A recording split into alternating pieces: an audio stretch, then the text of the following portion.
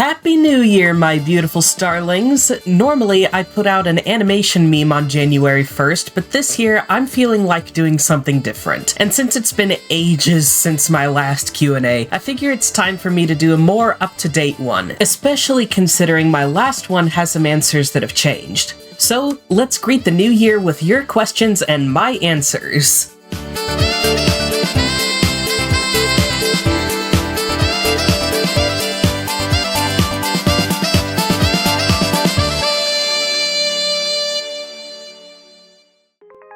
Okay, let's get started.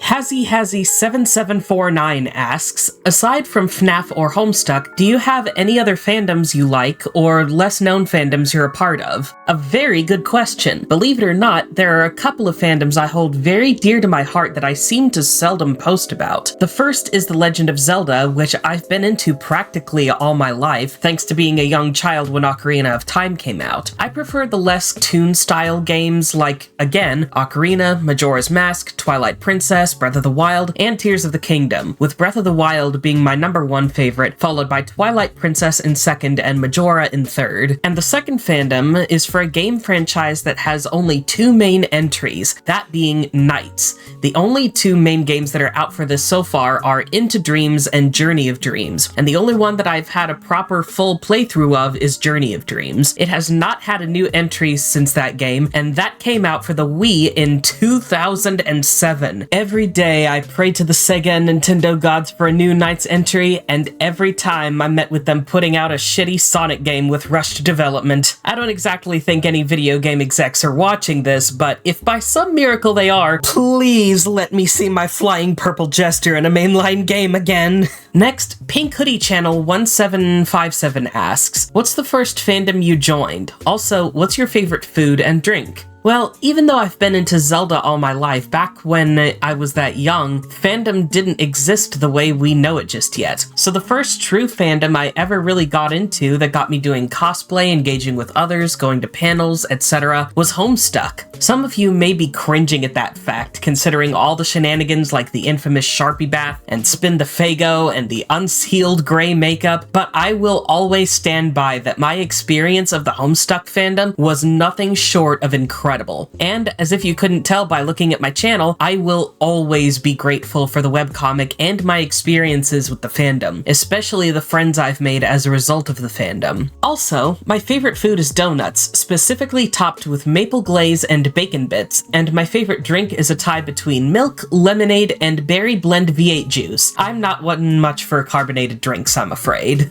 Angel Ghost 000 asks, what are your favorite ships from any fandom? I like Equigam, SSDD, Gastaton, Ganlink, Sidelink, Revolink. Can you tell I'm a slut for link-based ships? But I'm honestly the biggest slut for OCX canon ships, specifically with my own OCs, but I also love when I get to ship my OCs with my Moirails OCs. Special shout out to Malchior and Hordak for that one. Olivia Pine 7551 asks, how come you stopped making Friday Night Funkin' videos? Is there a specific reason why? Honestly, it's due to a couple of things. First, the numbers for those videos went downhill very quickly, and to this day I don't really know why. Especially since that first Witty video did so well with such little effort put into it, and I put much more effort into the ones that followed. It just felt very disheartening. The second reason is, I actually want to make more Friday Night Funkin' videos, but I still want to have more effort put into them than I can do by myself. I've got a couple of friends who are helping with the visuals and sound, but due to, you know, real life reasons, and also the fact that they volunteered to do this for free, things are going slow. But frankly, I don't mind how slow it is. I would much rather they be able to work at their own comfortable pace than feel pressured to rush their progress. I know you two are watching, so I just want to say, love you guys! Noble Clover VA asks, what, in your opinion, is the worst fandom Rick and Morty? Wildcat Studios 898 asks, are there any games you want to play for the future of your channel? With the updated version of OFF coming out in 2025, I'm hoping to do a playthrough of that on my channel. I've actually been in 2 other playthroughs of it, which you can find on my friends Roxas and Vanessa's channels. I'll link those playlists in the description for you. Other than that, I do have a working capture card for my Nintendo Switch now, so if anyone wants me to do a playthrough of Breath of the Wild on my channel, or would be interested in watching some other games being played on live streams, feel free to let me know. Also, before you even think of saying anything, Kath, I will get around to the Pokemon Violet DLC, but I may have to do the plot stuff off stream instead of streaming it like I'd initially planned. I'm sorry it's taken me so long. Please don't come to my exact location and strangle me. Anyway, let's get back on track. Free Flying Wolf, hey, that's my monorail. She asks, what are some general plans you have for the channel? Any overarching ideas like more games, less art? A fair question, but I actually want to go for the opposite of that. I'd love to become a more art-focused channel and make more videos about my artistic process, any current art trends, and general art opinion pieces. If anyone has any suggestions for art videos you'd like to see from me, please let me know in the comments. Shards of Voices asks, do you have any previous variations of your persona, whether from a few years back or super early? Oh yeah, definitely. The first variation of my Spacona looked like this, and if you've been on my channel for a while, you'll know that the Spacona's design has changed quite a bit over the years. Hell, even my Trollsonas, my Ponysona, and even my Kitty Dog Sona designs have changed over the years. I'm one of those people who just can't seem to stop updating the way my Sonas look. They're just fun to play around with, like little dress-up dolls, because, like, digitally speaking, that's basically just what they are. Fred B Star 3K asks, when it comes to hardships throughout your life that you managed to overcome, which one was your most triumphant? Funny story about that. I know this will sound off topic, but I promise this is related to the topic at hand. As I'm sure some of you are aware, a few years ago, my Ponysona was a unicorn, up until April 2020 when he reached alicorn status. And the reason he became an alicorn was because, in real life, at that exact same time is when I finally managed to get on disability benefits and started getting SSI and other services. Essentially, getting on disability gave me freedom, and I showcased that newfound freedom by giving my Ponysona a new pair of wings. And believe me when I say, my mom and I worked our asses off for years leading up to that moment. It is not easy getting on disability, but I'm on it, and it has quite literally been life-changing. MRRSDS51015 asks, how did you get into tarot cards / tarot reading? I got into tarot cards as a result of getting into witchcraft. I'm not a Wiccan or a pagan or into any specific kind of witchcraft. I just kind of do my own thing with it. And part of my own thing with it is the occasional tarot card reading. A lot of witches will tell you that you can only use tarot decks that you've been gifted, but let me tell you, my first and best deck of tarot cards is a little deck I bought from Barnes & Noble called Kawaii Tarot. It comes with a little booklet that shows you a few different card spread options as well as the definitions of all the cards, whether they're upright or upside down. I've given readings to a few people in my Discord server, and I am not kidding when I say this pastel pink cute little deck of cards has read people for filth and torn them to shreds. But in a good way. They asked for their situations to be read, and the cards put them on blast every single time.